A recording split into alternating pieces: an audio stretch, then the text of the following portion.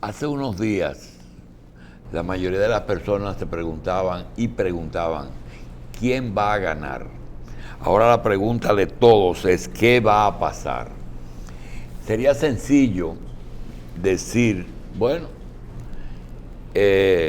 cada quien tiene su visión y generalmente cargarle el dado al gobierno y a la Junta sería lo ideal. Además, lo que está de moda, pero realmente ver despacio cuáles van a ser los efectos ulteriores, tanto legales, políticos y electorales, después de este incidente. Creo quizás que no son los partidos políticos los que deben estudiar eso, y si lo hacen tienen que hacerlo para uso de ellos, pero vamos a apelar al buen juicio de nuestros invitados para que nos traten el tema. Trajano Vidal Potentini, presidente de la Fundación Justicia y Transparencia, y el líder político de izquierda Fidel Santana. A ver si ellos por un momento se ubican en un plano no imparcial pero objetivo y nos dicen cuáles son los efectos que ya está produciendo una suspensión de unas elecciones en pleno proceso de doctor Vidal.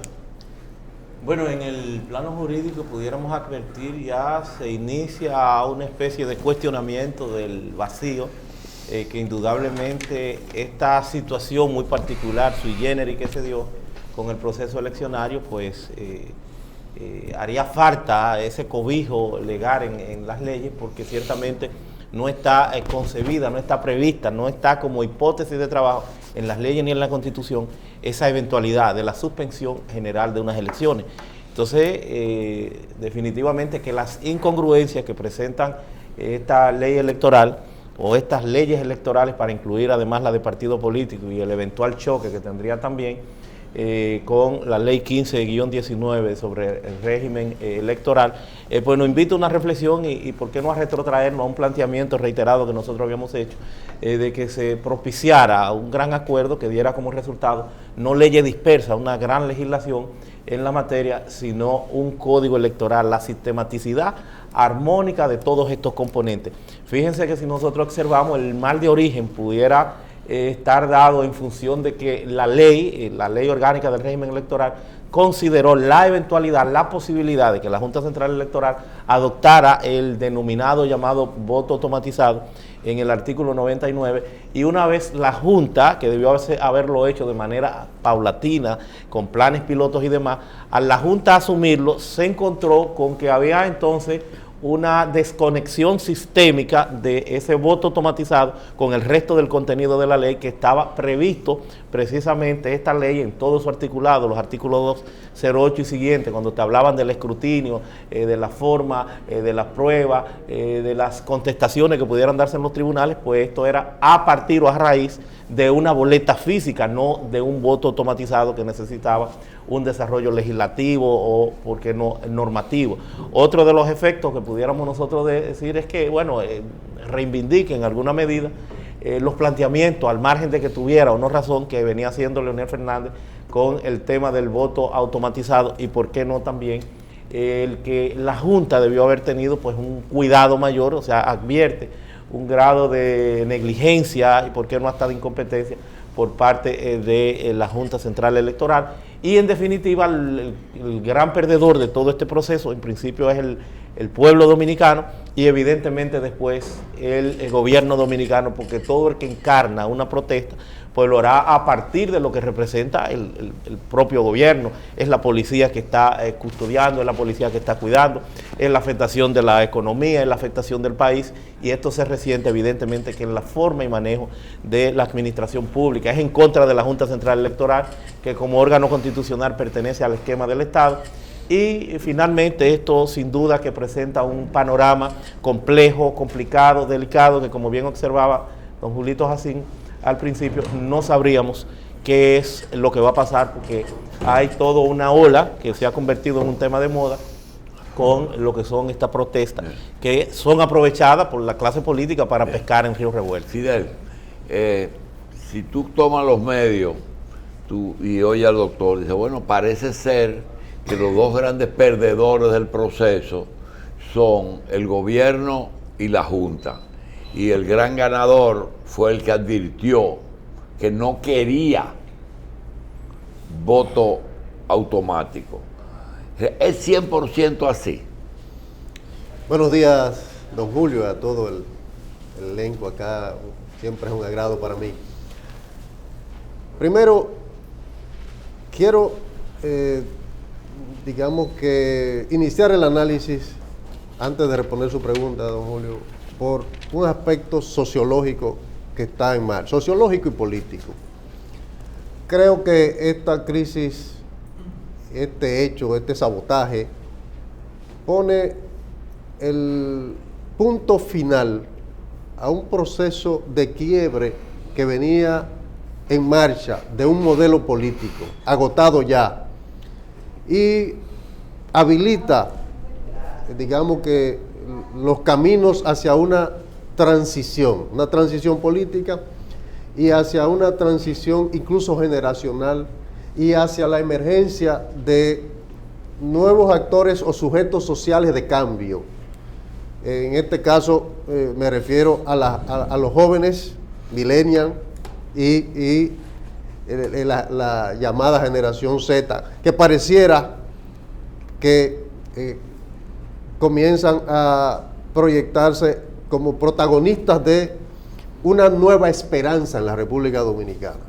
Y eso me parece sumamente importante, porque la juventud se veía acá como si estuviera adormecida, a pesar de una serie de acciones episódicas, la lucha por la defensa del parque de los haitises, el tema de la Marcha Verde, otra.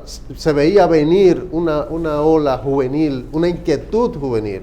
Y creo que esta situación y lo que está pasando con estas protestas juveniles que se desatan a partir de las redes sociales y se mueven precisamente a partir de estos mecanismos de comunicación que no tiene el Estado cómo distorsionarlo ni frenarlo.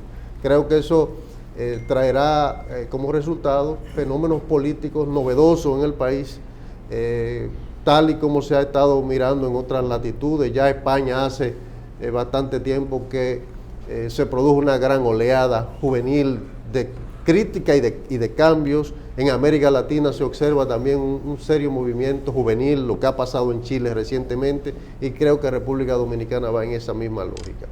Ya en relación a su pregunta concreta, creo que si sale ganador el doctor Fernández, pudiera salir ganadora la versión cierta de que hubo fraudes en el proceso interno del PLD y en este proceso ha habido una mano aviesa que ha decidido torpedear el proceso institucional. Creo que pierde la sociedad dominicana y al mismo tiempo gana una oportunidad para producir profundos cambios en la sociedad dominicana. De aquí en adelante ni los procesos electorales podrán ser igual, ni la actitud, ni los mecanismos institucionales de vigilancia, como es el caso del fiscal o del Ministerio Público, que debe perseguir los delitos electorales, que en esta coyuntura mostró suma grandiosa debilidad, no actuó, no tuvo esa disposición, y en fin, creo que va a cambiar todo el escenario político. Y en general creo que el gran ganador es el espíritu de cambio que sin dudas ha ido cobrando cada vez más fuerza en medio de esta coyuntura.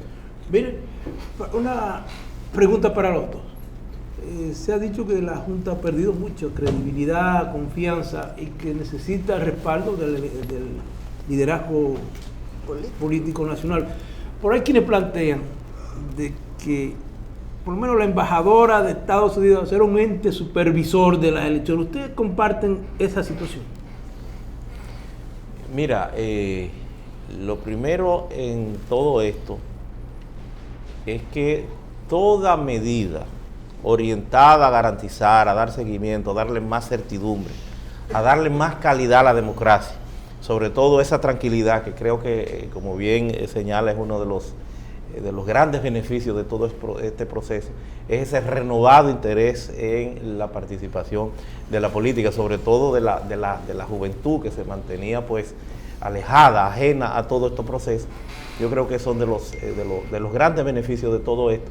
Y de ahí que nosotros cualquier ayuda interna, externa, que tienda a dar esa fiabilidad, esa credibilidad de una junta que está definitivamente que en su peor momento, eso no hay duda, porque se encontró, y yo decía que no quería estar en los zapatos de la junta, se encontró con el gran inconveniente de la incongruencia de dos leyes que en principio fueron trajes a la medida de la clase política, sin mediar, sin verificar los aspectos que sí pudieran ser considerados. Recuerden ustedes que tanto el Tribunal Constitucional como el Superior Electoral han tenido que producir una cantidad importante de disposiciones contrarias a la esencia y espíritu de lo que se quiso proyectar, porque hay algunos aspectos que no tenían la forma ni la posibilidad de estar conteste con el componente constitucional.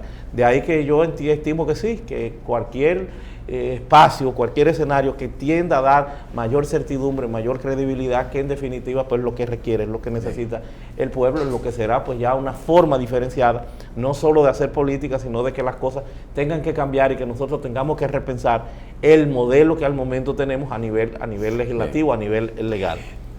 Desde el punto de vista legal y desde el punto de vista de lo posible, porque ya estamos con una fecha muy apretada, ¿cuál solución dentro de lo legal ustedes le ven que aceptarían ustedes los resultados? Es decir, dentro de este contexto, estamos hablando nada más de las elecciones municipales. ¿Qué cosa tú entiendes? Que en la medida que sea posible, porque ya hay desconfianza, ya hubo problemas, pero ahora tratando de poner un yeso al hueso roto, ¿qué cosa ustedes aceptarían como una solución posible y legal? Fíjense, en el caso nuestro, que hemos hecho una crítica bastante firme a las debilidades, a las incongruencias, a la falta de carácter del árbitro del proceso electoral, que sin lugar a duda, por comisión o por omisión, permitió llegar a ese punto. Nosotros hemos considerado que sería un grave error plantearnos la renuncia de la Junta.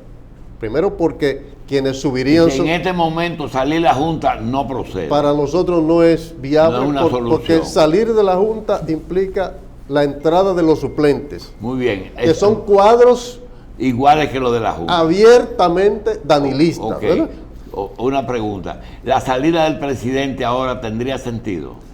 De que él se vaya y deje al sustituto o a la sustituta. Ese pudiera ser un mecanismo que están barajando como un caramelo momentáneo, que él se ponga a un lado, para enfriar un poco la situación.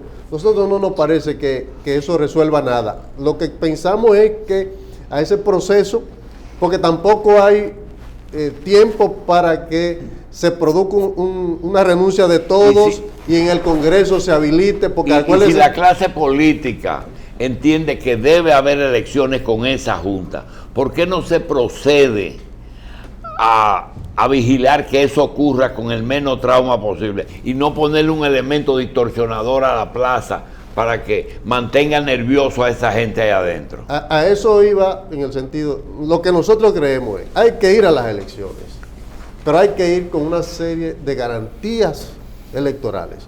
Y en el caso del Frente Amplio... Inclusive posibilidad de perder también. En el caso del Frente Amplio hemos dicho, si las elecciones se dotan de unos mecanismos de transparencia en el escrutinio, y nosotros mismos estamos diciendo, la Junta compró muchísimos celulares, si esos celulares se usaran para grabar el escrutinio, si además se permitiera, como manda la Constitución, que ese escrutinio, que debe ser público, si bien no caben dentro de los colegios una cantidad de gente, pero abran la ventana para que todo el que esté cerca pueda ver lo que está ocurriendo ahí adentro.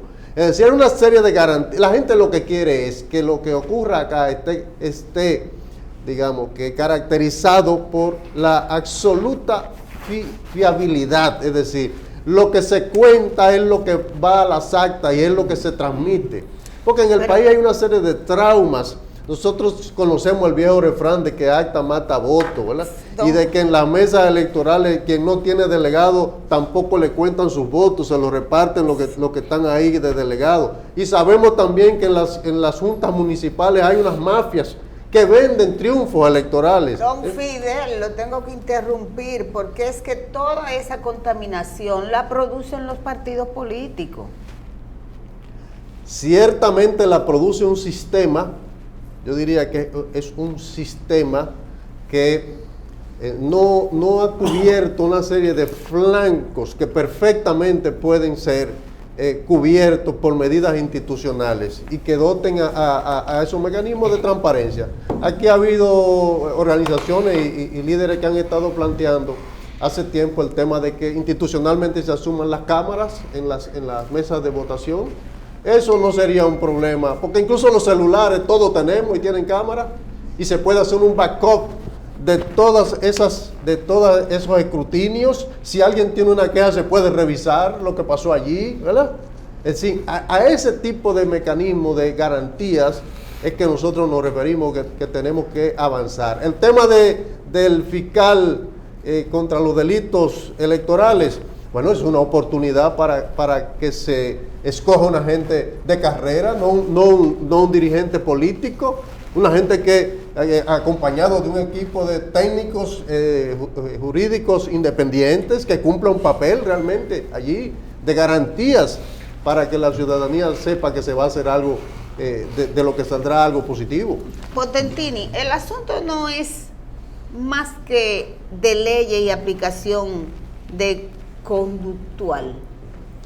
Mira, conductual, políticamente hablando. Yo retrotrayéndome un poquitito a la observación que hacía Julio Jacín, lo que te puedo decir es que en principio la clase política se encuentra entrampada, se encuentra en una disyuntiva, de que aun cuando se advierten que la manzana de la discordia lo era sin lugar a duda, la posibilidad y lo que se desprende del voto automatizado, que está superado porque estamos asistiendo a su sepultura. Este es el entierro del voto automatizado en la República Dominicana, y con ello pues emergen la certidumbre, la garantía de todos esos aspectos que se estarían observando.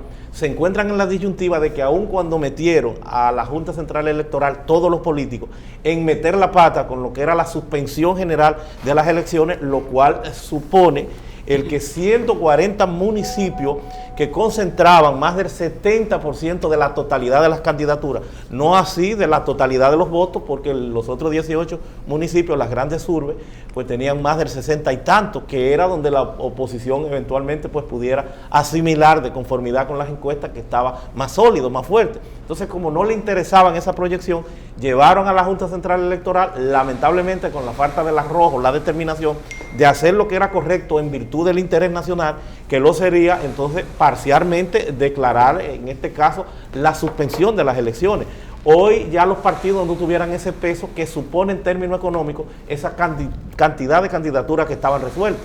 Entonces, aun cuando hacen eso, salen afuera y cuando calibran el ambiente y ven este escenario por demás positivo a nivel de oposición, que lo constituyen esta gran ola de protesta, entonces se suben en la ola, y es normal que la oposición haga eso, porque eso le va a representar votos. Entonces ahí tenemos una oposición que aun cuando le está haciendo el juego a la Junta, cuando comprende la necesidad de que se lleven a cabo las elecciones, está por otro lado entonces también aprovechando el caudal de votos, el capital político que representa ese proceso sostenido de protestas. Y entonces está en eso, va donde la Junta sabe que ciertamente no hay tiempo para producir algún cambio que pudiera resolver algo, porque estamos al doblar de la esquina del proceso, y estos son quienes tienen esa empatía, ese seguimiento, esa identificación ya con las cosas que se han hecho. Entonces la clase política está entrampada en eso, en que tiene que aprovechar esa coyuntura para traducirlas en votos de cara entonces a una solución que ellos advierten, porque ¿cuál es el problema que se pudiera tener de garantías que no haya dado la Junta? La Junta hasta el dinero ha planteado que lo va a entregar, hasta el dinero que era producto del año, que que lo va a entregar para que puedan ir desarrollando. Lo que pasa es que para los políticos este es un escenario propicio, oportuno, no solo para el tema municipal, sino para proyectar más allá el componente presidencial, y están aprovechando, porque ahora mismo la forma de hacer política, ¿cuál sería? Esa ola que hay de protesta. Fidel Potentini, vámonos a la plaza. Mire, yo he sido testigo y protagonista de lo que fue la Marcha Verde.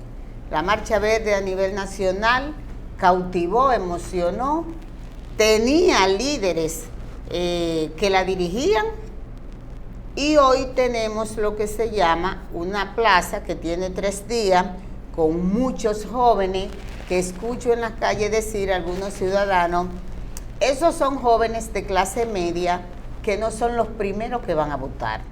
Yo quiero que ustedes me digan a mí realmente cuál es la diferencia de lo que hoy está ocurriendo en la Plaza de la Bandera y lo que fue Marcha Verde y su desintegración. Exactamente. Fíjense, yo pienso que ha habido dos coyunturas importantes en que la juventud de clase media sale a las calles y se asume como protagonista. El querido amigo Cuello sabe muy bien que la coyuntura post-Trujillo, los actores protagónicos de aquellas luchas por la democracia, lo fueron precisamente los muchachos de clase media, de colegios de élite de aquí, del país, ¿no? Ya luego esa clase media se concentró en avanzar económicamente y en acomodarse, y entraron entonces los actores populares. Es decir, la posguerra entraron los actores populares en reclamo de reivindicaciones barriales y cuestiones muy concretas. En esta coyuntura de estos últimos 5 años comienza a emerger de nuevo esos muchachos de clase media, por razones muy obvias. La incertidumbre que acompaña a los actores de clase media, ¿no? Toda además la calidad y capacidad adquirida por jóvenes que se han preparado académicamente, que tienen acceso a informaciones, que están en una interacción permanente a través de estas redes con lo que está ocurriendo en el mundo y lo que está ocurriendo en el país.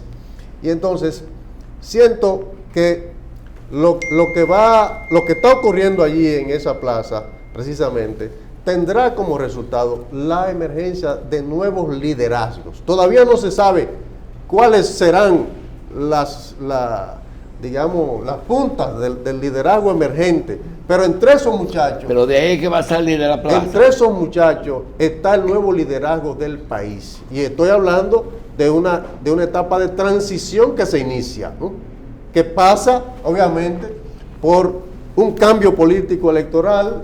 Particularmente yo creo que el camino está muy claro hacia el triunfo de Luis Abinader, y que esa transición entonces afianzará nuevos liderazgos, nueva forma de hacer política, nueva institucionalidad en el país, más democrática, más participativa, más transparente. En esa lógica hay que ver lo que está ocurriendo. Potentini. No, de que la oposición política está jugando su papel, se monta en esta ola, que es positiva, al margen de lo que pudiera ser el interés nacional, está el interés partidario, que es la consecución del poder al margen de los medios, retrotrayéndonos a la verdad, a la filosofía maquiavelista, de que el fin pues justifica los medios, y entonces vamos a ver una ola y seguimiento de todo este proceso huelgario extendido no solo a nivel nacional, sino además en el exterior, porque será la forma y mecánica que la oposición utilizará para hacer política. Todo el que pueda beneficiarle el proceso, pues lo van a aprovechar. Fidel, Gonzalo Castillo y Luis Abinader representan ya el pasado, es decir, todavía no tenemos, no son ellos el nuevo liderazgo. ¿O ustedes no entienden que es más de lo mismo? Yo creo que está asignado la transición en la lógica de que un liderazgo joven, de transición, como el de Luis Abinader, precisamente, pase a ocupar la principalía política a partir de las elecciones de mayo, Pero repito, a Luis le va a corresponder dirigir el país en una etapa de transición, dejando atrás definitivamente un modelo colapsado para abrir camino a las nuevas formas de hacer política que están precisamente cocinándose en la subjetividad colectiva en el país. Pero, ¿y eso no es posible hacerlo sin necesidad de llegar a aliarse con personas que más que sumarle podrían restarle, o sembrar una sombra, o colocar una sombra de duda sobre las intenciones de esa persona y el grupo que le acompaña? ¿A quién te refieres específicamente? No, porque por ejemplo, dicen que al doctor Fernández, más que sumarle, lo que hace es que le resta y le trae el sentido de la dialéctica al discurso de Abinader de decir, ok, si tú estabas criticando corrupto, ahora se te acaba de pegar uno, que tú vas a hacer con él. Bueno, es que más que sumarse a Luis Abinader, Fernández lo que ha hecho es restarle a Danilo Medina y a su proyecto continuista. Y entonces en política, evidentemente, nadie puede rechazar lo que coyunturalmente le conviene. O sea, al país sin duda que le ha convenido, para que termine de romperse ese modelo, la fractura en el PLD. Porque ese PLD unificado, sin lugar a dudas, que era mucho más difícil sacarlo del poder. Entonces al país le ha convenido, no a Luis Abinader, no, al país le ha convenido esa fractura. Sí, anduviera abre por un 60% el PLD unificado, porque hay un componente también de arribismo, de una ola que se mueve a partir de donde entiende que están la cantidad de los votos. Pero yo creo que la gran reflexión de todo esto es que tenemos que tratar de blindar al país de la suficiente institucionalidad que permita que no se aprovechen estas coyunturas, no necesariamente con los fines que la mayoría de quienes lo están proyectando ahí son las aspiraciones, y ese interés renovado que para mí es positivo. Te tengo que interrumpir. De participación de la juventud. Para que teóricamente tú me expliques entonces cómo salvar eso si en nuestro país lo que es llegó a lo que es el máximo, el déficit de la política.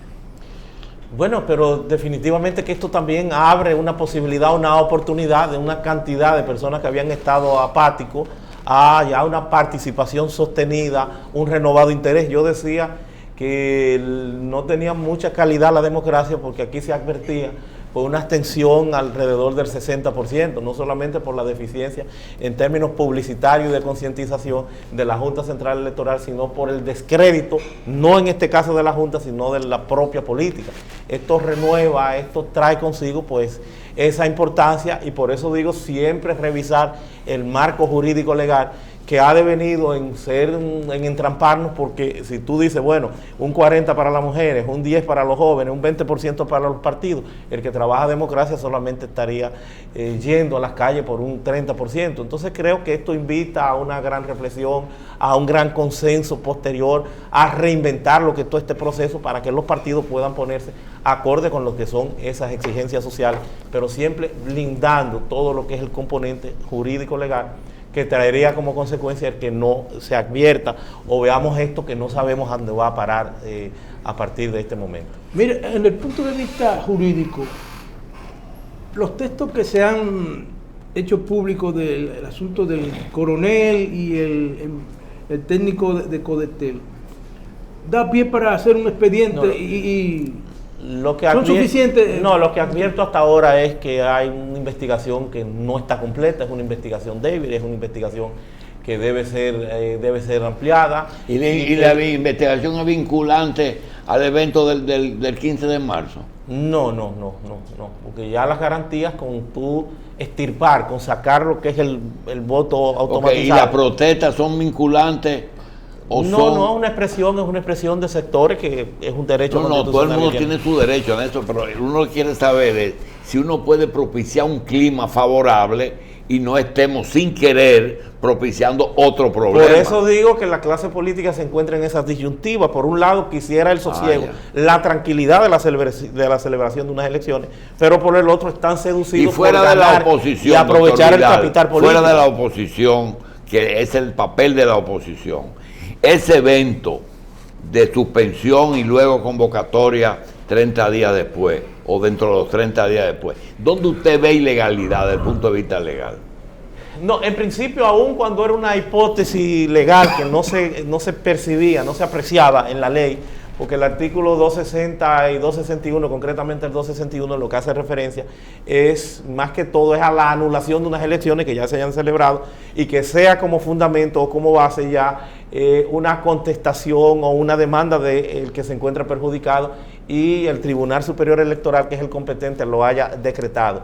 Entonces es un vacío, es una laguna que tiene la ley, pero evidentemente que ante un tema como pudiera ser fuerza mayor, causa fortuita, un ciclón, cualquier situación que haga imposible que se pueda realizar una elección, evidentemente que en el orden administrativo quien tiene la facultad es la Junta Central Electoral, y hacerlo por 30 días, menos de 30 días, por un plazo referencial, que no es el que se corresponde con lo que ha pasado, pero que evidentemente es una salida, porque debió haber considerado el que el 24 de abril estarían entonces asumiendo los que resulten funcionarios electos a nivel municipal.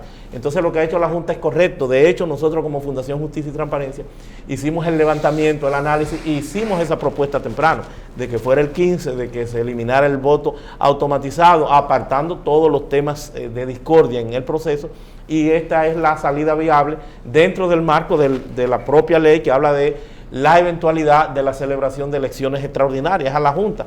Entonces, medianamente ellos han llenado las expectativas en términos legales. Era la salida ante esta eventualidad que nos invitaría posteriormente a que hiciéramos algunos afinamientos en estas leyes para considerar pues esas eventualidades que pudieran darse. Fidel, ¿podría yo como ciudadana ilusionarme en que el llamado que hicieron ayer 14 partidos políticos de oposición a una gran marcha es el inicio de sentarse y elegir un solo candidato? Primero, decirte que esa es una decisión colectiva que en lo esencial busca garantías electorales.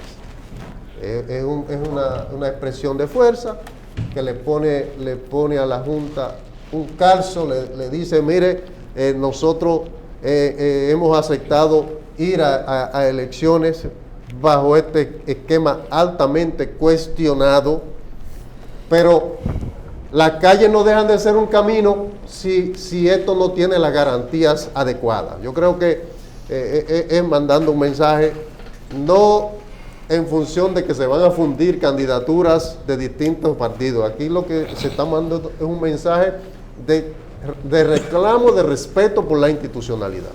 Ese es el mensaje de esa marcha y de una serie de comunicados en conjunto que ha hecho toda la oposición, y eso nos parece positivo. Eso no quiere decir que nadie va a desmontar sus aspiraciones o sus candidaturas. Todo lo que queremos es ir a las elecciones y que se nos cuenten los votos. Pero yo creo que las proyecciones políticas que se hace de esta coyuntura importante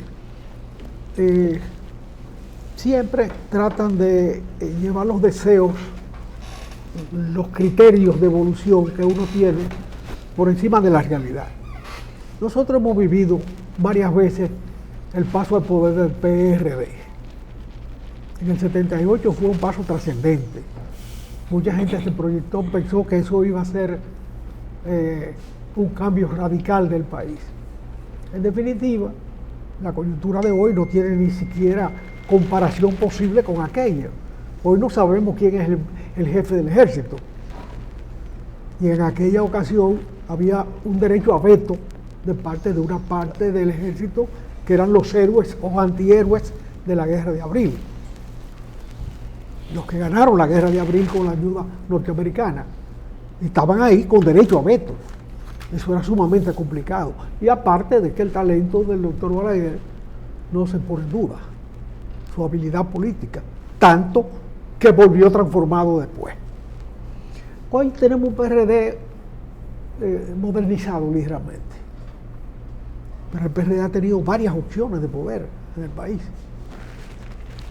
Y cuando el PRD, que triunfa en el 78, pone a Manuel Enrique Tabares para allá en el poder, que había sido triunviro cuando mataron a Manolo, ahí nos quedamos claros en todo lo que pasaba. Ahí dejó a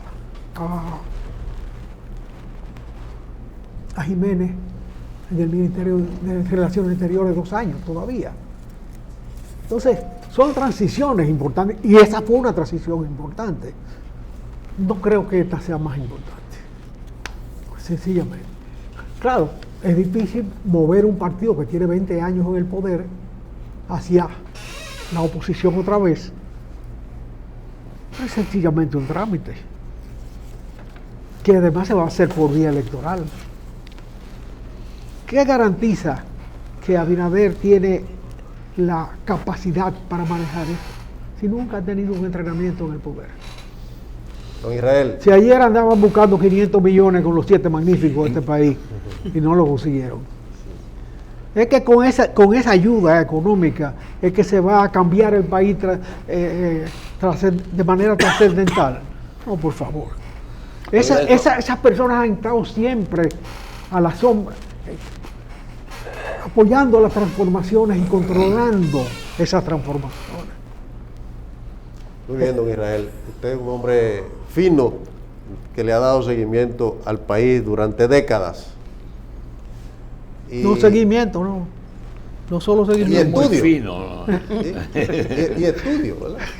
Usted es un hombre, sin duda, un sabio de la dinámica social que ha acompañado. No solo ha sido un estudioso, ha sido protagonista de las luchas en el país. Y sus propios argumentos, aunque le baja impacto a esa transición del 78,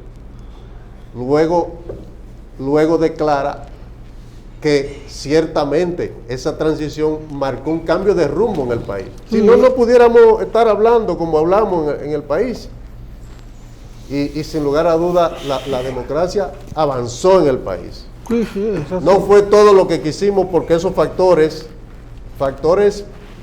fácticos, nacionales y geopolíticos, de alguna manera han frenado esos cambios profundos, estructurales, que ha requerido la sociedad dominicana. Mi apuesta no es a un hombre, o a un candidato, o a un gobierno. Mi apuesta es al despliegue de esos actores sociales, que de alguna manera el fracaso mismo del modelo de transición que se instauró lo llevó a un repliegue de la política, porque todos esos actores de clase media se habían replegado de la política, y lo que siento ahora es que hay un despliegue y por tanto una refundación de la política, de un horizonte de cambios. A eso es que yo le apuesto, porque de alguna manera ese repliegue de la política, de los actores de clase media que se produjo acá, también fue un factor que limitó las transformaciones profundas. ¿Y esa refundación la representan los líderes actuales? La refundación es esta dinámica de incorporación de los actores sociales y de reencuentro de esos actores sociales con la política. Usted medía las encuestas de estudios de fondo en el país, y casi el 80% de la gente denigraba a la política y a los partidos y a los liderazgos, ¿no? ¿Qué representación llevaban y van a llevar ustedes ahora en marzo?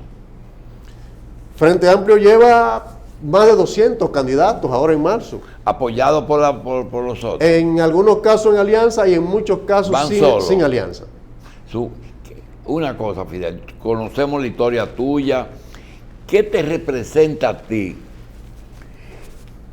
¿Cómo tú ves a Abinader como gobernante? Es decir, ¿qué garantía tú tienes de que él podía estar cerca del modelo de gobernante que tú aspiras en este momento? ¿Qué cosa él ha hecho, te ha dicho? Porque no lo he visto escrito en ninguna parte, de que él es el hombre que tú aspiras.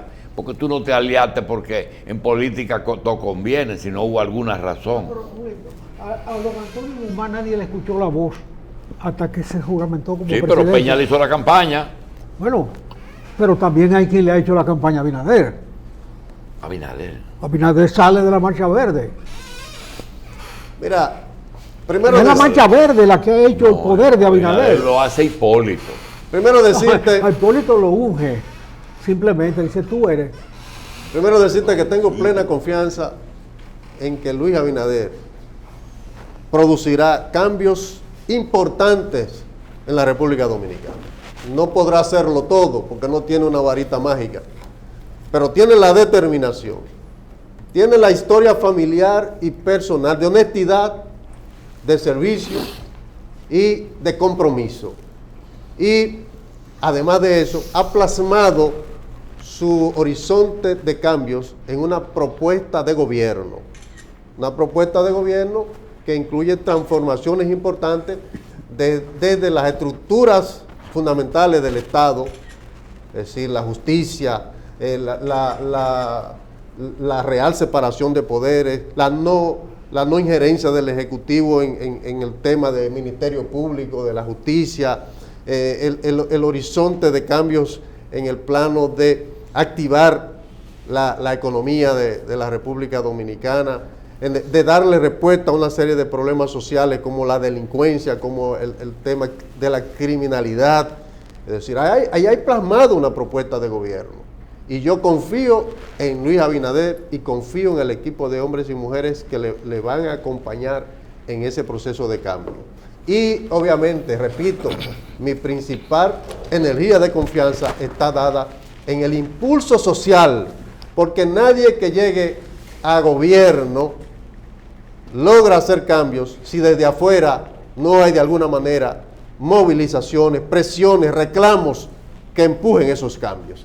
Y por eso creo muy positivo este despliegue de la política que ha alcanzado a los estamentos jóvenes de la sociedad dominicana. Bien, vamos a darle las gracias al doctor Trajano Vidal Potentini, presidente de la Fundación Justicia y Transparencia, y al amigo Fidel Santana, presidente del Frente Amplio. Ojalá en el desarrollo de este proceso, pues el doctor Vidal pueda venir a aportar algunas ideas de tipo legal, ¿verdad? Porque hay cosas que las aceptamos porque no tenemos de otra, pero nosotros no la vemos muy clara. Gracias, doctor, gracias.